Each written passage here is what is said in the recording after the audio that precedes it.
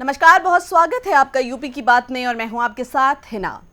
उत्तर प्रदेश की राजधानी लखनऊ में संचारी रोगों से निपटने के लिए तैयारियां तो पहले ही हो गई थी, लेकिन नगर निगम के कर्मचारी ही तैयारियों पर पलीता लगाते हुए नजर आ रहे हैं।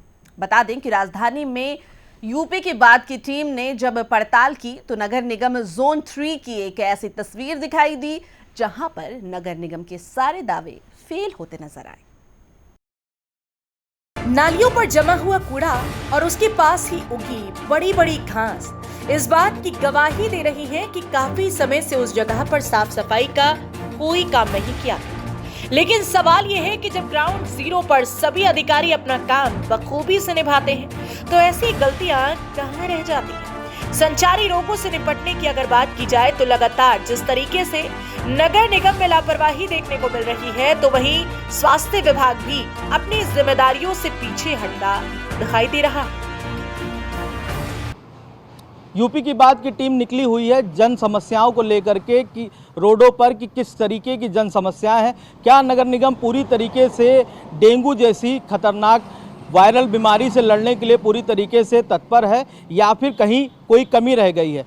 ये हमारी खास रिपोर्ट में आज देखेंगे उन सभी वार्डों का हाल नगर निगम के कि किस तरीके से जो डेंगू की समस्या है लोगों तक पहुंच रही है। क्या नगर निगम पूरी तरीके से मुस्तैद है डेंगू की समस्या से निपटने के लिए। ये तस्वीर लखनऊ नगर निगम के फैजुल्लागंज की है, जहां पर ना ही बेहतर स्वास्थ्य सुविधाएं हैं और ना ही किसी तरीके की कोई शिक्षा की व्यवस्था की गई है। यहाँ के स्थानीय लोगों की माने तो कई बार लोगों ने स्थानीय पार्षद समेत कई जिम्मेदारों तक इस बात को पहुंचाया, लेकिन वो सब अपनी जिम्मेदारियों से पीछे हटते नजर आए। जब जिम्मेदारों की बात आती है तो सवाल तमाम खड़े होते हैं, लेकिन उन सवालों के जवाब सामने नहीं आते। राजधानी लखनऊ के फैजुल्लागंज की एक ऐसी मार्मिक तस्वीर है जिसका विवरण शायद उस जगह पर देखा जा सकता है कि जहाँ का जो शिक्षा का स्तर है वो इन बच्चों को नहीं मिल सकता। मैं आज उस जगह पर हूँ फैजुल्लागंज के, जहाँ पर 32 कुल परिवार रहते हैं। अंदर आपको लेकर के चलूँगा कि उन 32 परिवारों का क्या हाल है, किस तरीके से उनका जो जीवन यापन है वो होता है और यहाँ का जो NGO है जिस तरीके से लोग हैं वो किस तरीके से अपना जीवन यापन करते हैं। हालांकि जिस तरीके से अगर बात की जाए संचारी रोगों से निपटने के लिए लगातार जो प्रयास है वो सरकार द्वारा किया जा रहा है, लेकिन कहीं ना कहीं नगर निगम की जो परेशानी है, नगर निगम की जो लापरवाही है वो लगातार उजागर हो रही है। हमारे साथ पूजा जी मौजूद हैं, हम उनसे जानेंगे कि पूजा जी का जो किस तरीके से अगर बात की जाए NGO आपने सेटअप किया है, NGO के थ्रू आप बच्चों को पढ़ाती हैं, क्या किस तरीके का उद्देश्य रहता है और क्या चीज़ें हैं। 32 परिवार हैं, किस तरीके से इनका मैनेजमेंट होता है। मैनेजमेंट सर बस ये कि देखिए हमारा तो मेन उद्देश्य ये बच्चे जो हैं स्कूल नहीं जाते हैं, इनकी जो ये माँ हैं ये घरों में काम करती हैं तो इनके पास इतनी इनकम नहीं है कि बच्चों को स्कूल में दाखिला करवा पाएँ।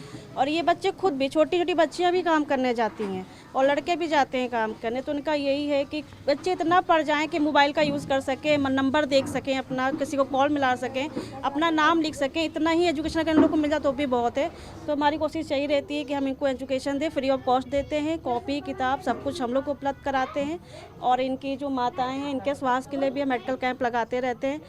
बस ये है कि थोड़ी सी गंदगी यहाँ पे इसलिए रहती है क्योंकि अभी तो आप नहीं देख रहे हो, बरसात आएगा ना तो यहाँ पे पानी भी भर जाता है, इसकी वजह से इनको काफ़ी प्रॉब्लम्स होती हैं। ये अक्सर बीमार रहती हैं, ये बहुत बीमार रहती हैं। और एक बार मेडिकल कैंप लगवाया गया था तो कहा गया था कि यहाँ के बच्चे कुपोषण का शिकार हैं। अच्छा, अगर बात की जाए संचारी रोग इस समय फैल रहे हैं, डेंगू, मलेरिया, टाइफाइड जैसे समस्याएं, क्या इन बच्चों को किसी तरीके का और नगर निगम के द्वारा या और जो चिकित्सा विभाग है उसके द्वारा क्या इन लोगों को कोई मेडिकल सुविधाएं मिली? नहीं, कोई इनको मेडिकल सुविधाएं नहीं मिली है। यहाँ तक कि बहुत से लोगों का आयुष्मान कार्ड भी नहीं बना हुआ है। हम लोग कोशिश करते हैं कि कैंप लगा के आयुष्मान कार्ड बनवा दें, लेकिन उसमें भी बहुत सी प्रॉब्लम्स आती हैं कि कुछ लोगों के यहाँ के आधार कार्ड नहीं है, ऐसा कुछ भी है तो इनको कोई सुविधा नहीं है। मतलब कहना नहीं चाहिए, जो यहाँ के सभासद भी हैं मुझे लगता है वो भी इधर ध्यान नहीं देते हैं। हमें लगता है कभी यहाँ पे छिड़काव भी हुआ है, ऐसा कुछ नहीं हुआ है इधर। ऐसा तो नहीं माइग्रेंट्स हैं या फिर ये प्रॉपर यूपी से ही बिलोंग करते हैं या अन्य किसी प्रदेश से ही बाहर से? नहीं हैं, सब यूपी के। मोस्टली जो हैं ये सीतापुर के ही हैं, सीतापुर बिस्वा इस साइड के ही अधिकतर लोग हैं यहाँ के, सब बस इधर ही के ही हैं, यूपी के ही हैं, यूपी के बाहर का कोई नहीं है। अच्छा, अगर बात की जाए स्वास्थ्य विभाग की, तो स्वास्थ्य विभाग में लगातार जो मैं बाहर जिस तरीके से देख रहा था, गंदगी का अंबार पूरा लगा हो, क्या कोई चिकित्सा विभाग की या स्वास्थ्य विभाग की कोई टीमें सिर्फ निरीक्षण के लिए नहीं आई? नहीं इधर सर कभी नहीं आती। जो भी कोशिश करते हैं, प्रयास करते हैं, हम ही करते हैं अपनी एनजीओ की तरफ से। कई कैंप लगवाए हैं तो हम ही लोगों ने करवाए, और एटलीस्ट आके जो और भी लोग हैं अच्छे संभ्रांत लोग, उनका भी सपोर्ट हमें नहीं मिलता है। कोई नहीं है, बस अपनी तरह से जो हम लोग कर पाते हैं वही इन लोगों के लिए करते हैं। आपके थ्रू बस यही है कि कुछ इन लोग पे ध्यान दिया जाए। एटलीस्ट ये है कि साफ़ सफाई की जाए, मेडिकल कैंप का कुछ तो आयोजन किया जाए, इनको फ्री ऑफ कॉस्ट कुछ दवाएं उपलब्ध कराई जाएँ तो शायद ये, क्योंकि अधिकतर बच्चे हमारे अभी इससे पहले कि यहाँ पे महामारी टाइप की फैली थी, मतलब बच्चों के दाने निकल रहे थे। लोगों ने कुछ चिकन पॉक्स का नाम दिया, लेकिन वो चिकन पॉक्स नहीं था, क्योंकि वो एक बच्चे को कई बार हो रहा था, ठीक होने के बाद भी वो हो रहा था। मैंने कई यहाँ पे कंप्लेन करी यहाँ पे लोगों को कि एक बार आके यहाँ पे देखे कि क्या है ये, कौन सी प्रॉब्लम है, लेकिन कोई सुनवाई नहीं हुई। निश्चित तौर पर जिस तरीके से पूजा जी से बात हुई तो उन्होंने बताया कि जो समस्याएं हैं वो कहीं ना कहीं उजागर हैं। मैं अपने सहयोगी से कहूँगा आगे की और तस्वीरें दिखाएं कि किस तरीके से जो इनका परिवार है वो जीवन यापन करता है, और अगर बात की जाए उनके जो जीवन यापन के लिए जो समस्याएं हैं वो कितनी ज़्यादा होती हैं। अगर एक परिवार की बात की जाए तो एक परिवार में जो साधारण तौर पर अगर बात की जाए तो जल, शुद्ध पेयजल और खाने की जो उच्चतम व्यवस्था है और साफ़ सफाई, वो कहीं ना कहीं ये मूलभूत चीज़ें हैं जिसको लेकर के लगातार सरकार हो या प्रशासन हो लगातार ये चर्चाएं करता रहता है कि सभी तरीके से उनको परिपूर्ण रखा जाए। लेकिन आज की तस्वीर ये कुछ अलग ही बयां कर रही है कि जो समस्याएं हैं वो कहीं ना कहीं बहुत ज़्यादा जटिल हैं, जिसकी वजह से जो संचारी रोगों की जैसी समस्याएं वो कहीं ना कहीं बहुत ज़्यादा अपना रूप बढ़ा रही हैं। अब इस पे देखने वाली बात ये होती है कि कब जो जिला प्रशासन है और नगर निगम की टीमें हैं वो कब इन जो चीज़ें हैं उस पर ध्यान देंगी और इन जैसी समस्याओं को, इन जैसे परिवारों को कब वो बेहतर स्वास्थ्य और नगर निगम की बेहतर सुविधाएं मिलेंगी। इस जी ने पढ़ाती, इसमें करवाई नहीं। अच्छा बेटा, क्या नाम है आपका? सोनाली। पढ़ने जाती हो? हाँ। कहाँ, कौन से क्लास में? नरगोदे पब्लिक स्कूल। किसने एडमिशन कराया आपका? मैम ने मेरी।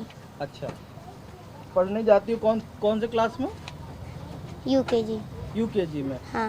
अच्छा, तो मम्मी फीस देती हैं या सरकार के खर्चे पढ़ने जाती हैं? हम मम्मी देती है हमारी। अच्छा, मम्मी कमा के लाती हैं वही आप लोग पढ़ती हो? हाँ। उसी पैसे से? हाँ। अच्छा, तो निश्चित तौर पर जिस तरीके से तमाम सवाल हैं उसको लेकर के यूपी की बात ने उन सभी लोगों से पड़ताल करी, लेकिन कहीं ना कहीं आज भी एक सवाल निशान है कि जो अधिकारी हैं उनके द्वारा जो गरीब तबके के लोग हैं उन तक पैसा नहीं पहुंचाया जाता है, जिसकी वजह से जो समस्याएं हैं वो कहीं ना कहीं बहुत ज़्यादा उजागर हो रही हैं।